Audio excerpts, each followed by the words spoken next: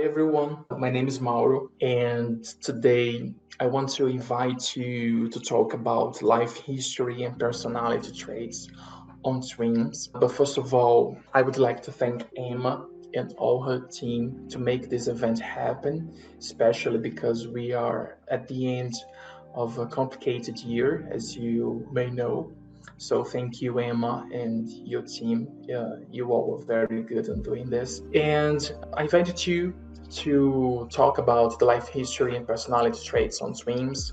It is a working I have been doing at the University of Brasilia, and I have some insights on personality and individual differences using the twin methodology. The first thing is I start with the twin methodology, which I won't describe. I assume that you are very familiar with it, but I want to stress the point that despite all those decades studying the genetic and environmental effects on individual differences, looking at twins, we haven't developed any tools to increase our comprehension about the environment. We have the concepts of shared and unshared environment, which is what is not genetic effect.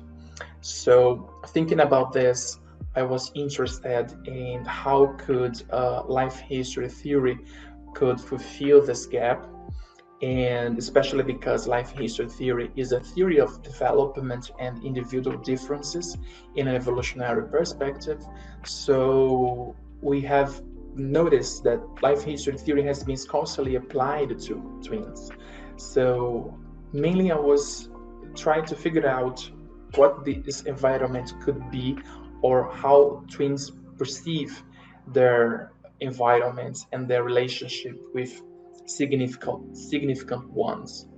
And thinking about that, I developed this project, Genetic and Environmental Effects on the Development of Personality in relation to concordant and discordant sexual orientation in monozygotic and dizygotic twins. The first object me and my team were interested was to assess twins' perception of their environment, which could be assessed by the life history battery.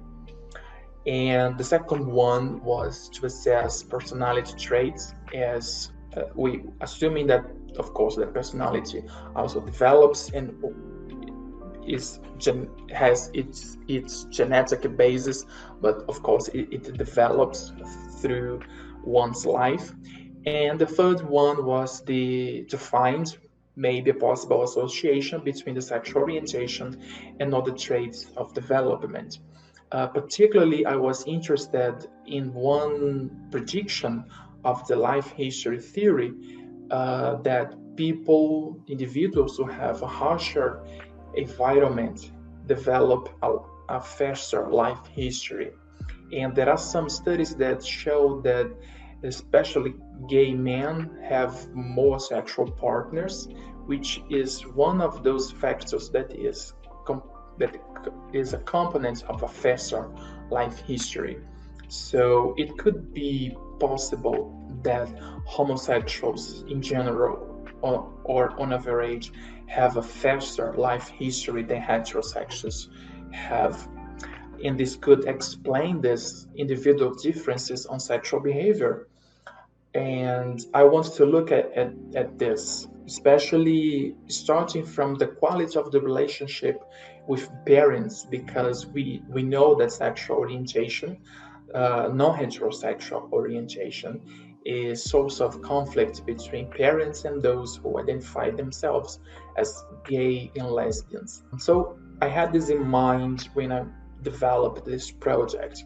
The design was to apply the zygotic inventory to assess the zygosity of the pairs, of course. We used two scales from the Arizona Battery of Life History, which is the Mini-K, which is the short version of the battery, and the relationship quality scale with mother and father, which aimed to assess the quality of the relationship.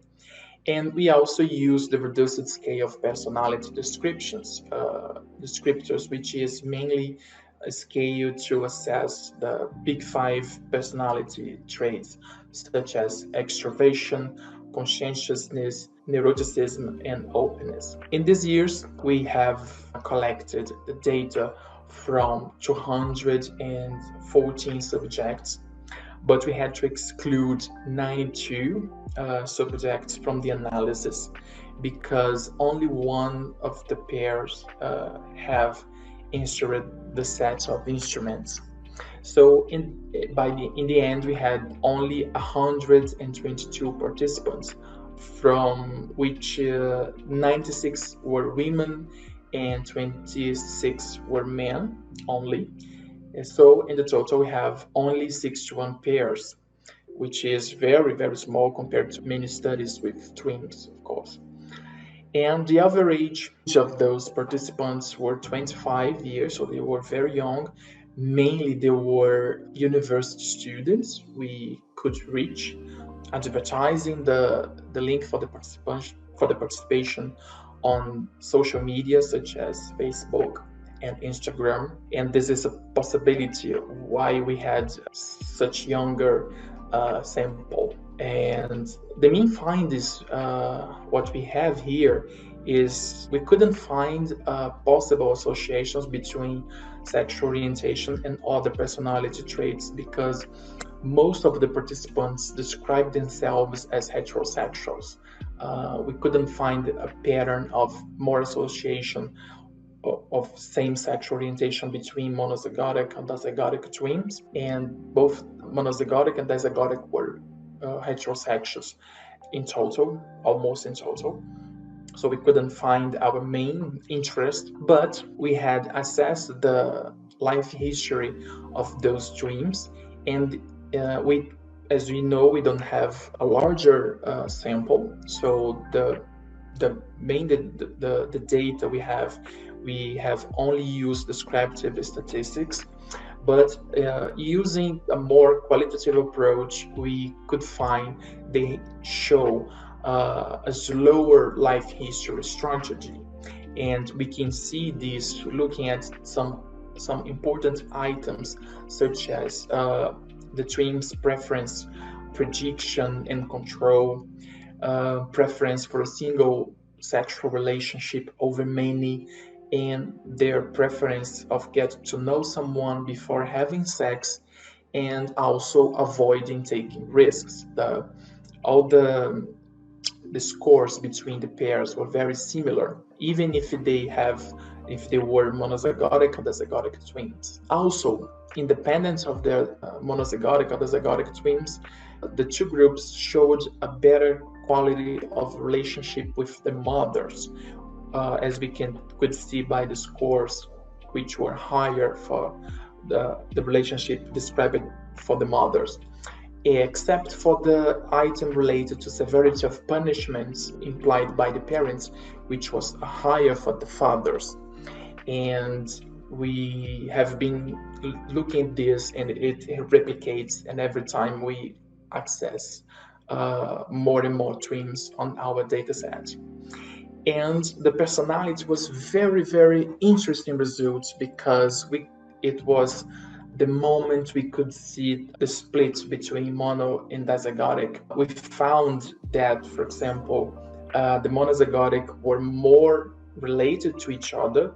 One of our steps was use one of the scores of one of those pairs and subtracting to the other, and we had a difference between them on shy or extrovert or moody characteristics, and we had this for the monozygotic and the dizygotic ones. So this difference between the twins were smaller for the monozygotic, and when we compare to the monozygotic and the dizygotic, the monozygotic were far more similar to each other than the dizygotic ones. So despite not having used inferential statistics, we have found very interesting results on this. And I want to stress the fact again that they were mainly university students, young people. And so this could be related to the fact they have a tendency to a slower life history strategy. It's just interesting because this is not differentiate between monozygotic and dizygotic ones. But when we look at the personality and the personality scale, it shows them very differently on those characteristics such as shy, extrovert, and moody. So we have a good feeling that we should investigate more about the development of personality, which could find very interesting results. So that's what I have to invite you to talk about. These are some of my references and my team. I want to thank Nicole Magrin, Isabela Bernardes, and Lívia Barbosa for have been doing this, such as younger scientists and on the undergraduate psychology course. So I want to thank them and thank you for your attention. Thank you. Bye bye.